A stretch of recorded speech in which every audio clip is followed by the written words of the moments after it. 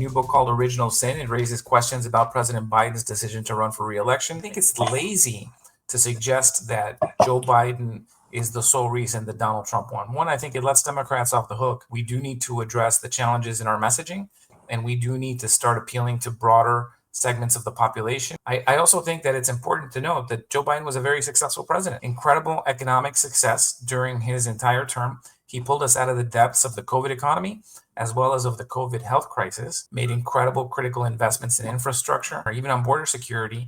You have Joe Biden actually ending his term for the last several months at lower border crossing numbers than the monthly average that Donald Trump had in 2019. It really is serious. It's like, who is minding the story? Yeah, we saw all the accomplishments, but if this guy didn't recognize celebrities and like some of the anecdotes. When he appeared frail, when it became clear that he wasn't up for the rigors of the campaign, his inner circle should have had the duty to tell him. Kamala Harris came on and, she was thrust into a race with almost no time to define herself, no open primary, no buildup, just a rush to salvage what I think could have been avoidable, right? So the idea that you have people in office who have some form of disability is not new. Look at Greg Abbott in Texas. He is confined to a wheelchair. The way that the media has focused on the wheelchair story, for example, yes, it would have been a political liability during the election, but to suggest that someone in a wheelchair can't serve, I think is also a disservice. Joe Biden is the only person to have ever defeated Donald Trump in a presidential election.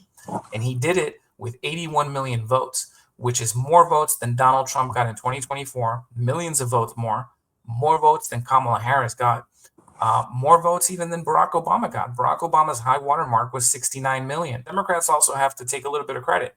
Say, well, wait a second. Okay, so Joe Biden clearly suffered a decline, but we got a lot done, and we should be proud of that. And I think that's also the problem with Democrats, is that it's all about who can dig the knife deeper into Joe Biden. Hindsight is 2020. There's obviously the legislative side of governing, right? Or the everyday side of governing. And then there's the performative side.